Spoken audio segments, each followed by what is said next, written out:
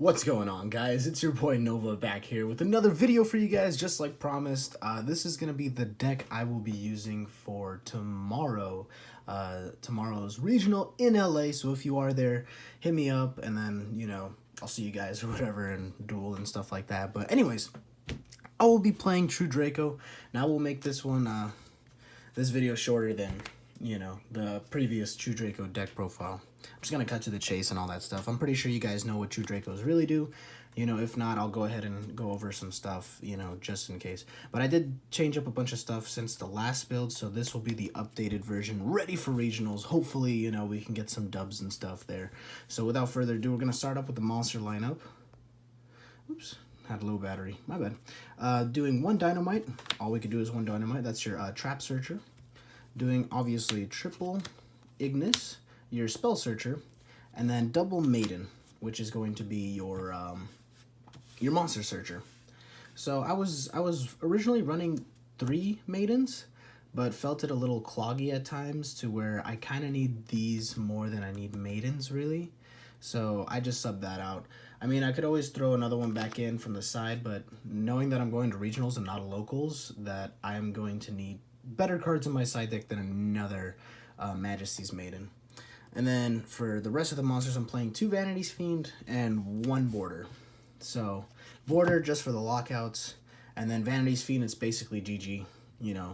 Every other deck nowadays is going to be special summoning, so that's kind of where my intentions were with Vanity's Fiend. So that's going to wrap up the monsters. For the simple, self-explanatory 3 diagram, pop your own cards from hand or field to search. Obviously, you want to pop the ones on the field so you can get their additional effects, which I'll get into right now. Going to do 3 Heritage. Heritage is when you destroy something on your field. Basically, you have a max of 3 to draw. So if you pop a monster, a spell, and a trap, and you activate Heritage, on that same turn, you could draw 3. So it's draw 1 for each type of card destroyed this turn. True Draco card destroyed this turn. And it doesn't count diagram. Also, if this is destroyed, like the other spells, like Draco Phoenix, if they are destroyed in this on the field and sent to the graveyard, pop a spell back row basically on the opponent's side. And then going on with Disciples, you target, this is your recycler of the deck, pretty much. You target 3 True Draco or True King cards in my graveyard, shuffle them back in the deck, draw 1. So, great recycler. You always want to have at least 1. I know, I'll show you guys right now. I was running Demise, and then if this card was hit, it would just shut me down. So I cut out Demise completely. And it wouldn't be a True Draco deck without 3 Demise. Oh, did I say Demise? My bad. I meant Pot of Desires. I'm so sorry. I cut out Desires because I didn't want to banish, the 10 and then, banish something I really needed. So this is kind of I want to see my cards in my hand. I want to set up my plays, and I want to go in all out, stop my opponent from doing stuff. GG, next opponent, kind of thing. So, Demise, set all your stuff, throw everything out of your hand, activate, draw 3, set everything else, and you're good to go. And then 3 Duality. I've seen people do only 2. I'm doing 3 right now, playtesting it. It's actually helping me a lot, because you do not special summon at all in this deck. Obviously, it's, everything's tributed off. So with 3 Duality, I low-key rarely see it. I'm not even going to lie to you guys. When I'm playing and I do my first hand, I will at least see 1 Duality, and I'm like, yes, all right, we did 1 Duality. And then if I like Duality and then I see another Duality in there, obviously throw that back in the deck, and then we're good to go. You know what I mean? 1 Terraforming. Oh, okay, there's the other one. I was like, wait a minute. No, I have 2. 2 Terraforming. Basically, I have 5 copies of Diagram. Self-explanatory.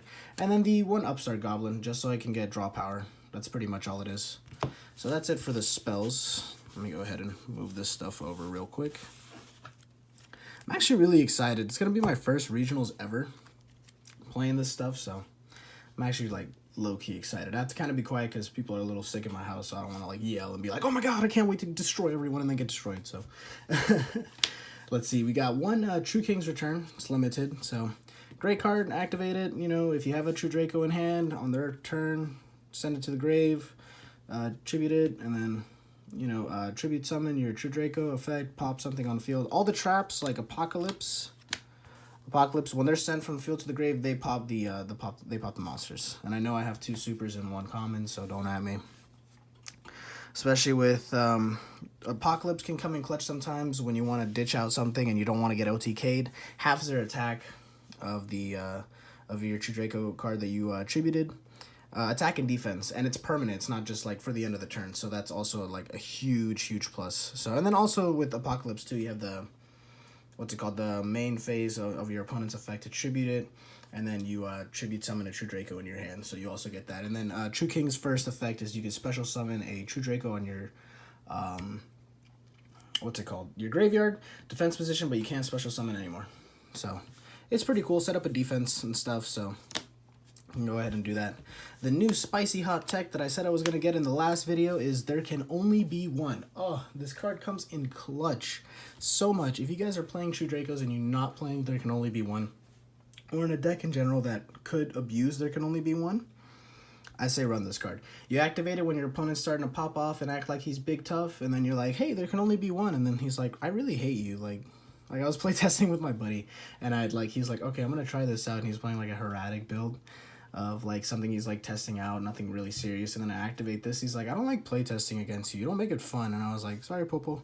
Anyways, yeah, so there can only be one. Self-explanatory in this deck because you'll mainly just have like one at all times sometimes, and then you could even tribute it out just to set up stronger boards. Another really strong card in this deck is the Monarch's Erupt. Monarch's Erupt is basically a Vanity's Fiend just as a trap card. I also learned another thing with the Monarch's Erupt is that even if your tributed monster is destroyed, it's your second standby phase. I think, yeah, not the first one coming up, but the second one after, or the end phase, right? Is it the end phase? Right, during your end phase, if you control no tributed summon monsters, send this card to the graveyard. Okay, so basically, like, if it's my turn and they pop a True Draco card, this stays on the field. And all of its effects, like, basically, they still go off. So, they pop a True Draco, this stays on field, my turn, set another monster down, and then it stays for another like 2 turns. So pretty great card. Stops effects all the time. And then we have Waterfall Dragon Souls, Good Searcher, and then the 1 skill drain, because you know, skill drain. You don't really just stop your opponent for doing stuff. So that's the main deck right there. I'm gonna show you the side. Obviously, masterpieces aren't back. I just love the way they look. So don't look at those. They'll come back one day. I'm running 3 Majesty's Fiend. Just for the, basically, this works against hand traps, is what I'm having the greatest, like, cause with. So, like, I'll side in 2. So maybe the 3rd. I'm not entirely sure if I want to do the 3rd. I was thinking for, like, maybe Inspector Border or Skill Drain or something like that. I think it would be good with, like, 2 Vanity's Fiend, 1 Skill Drain, side it out, do this, and then this would be great. Does it need 2 tributes? Yeah, no, it needs 1. Okay, I just wasn't sure. It's hard to see through the camera. I thought it was level 7 for a second. But anyways, yeah, so this works really great against hand traps if they're trying to ash you, ogre you, or even Droll and Lockbird. Monster effects can't be activated. So literally just shut down the graveyard too right there. So it's pretty great.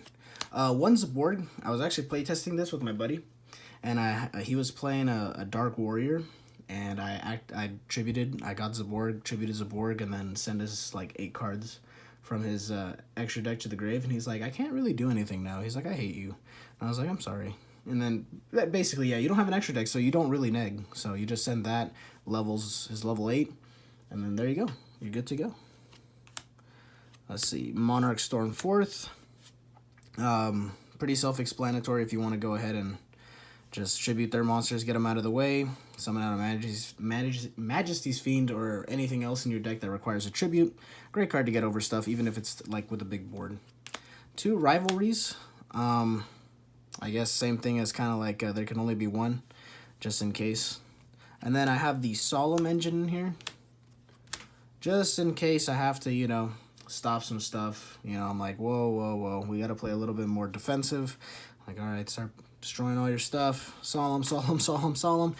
Strikes I have in here because, you know, Sky Strikers, so I can't wait to play against that. I'm so excited. And then we got 2 D-Barriers and then 1 Order.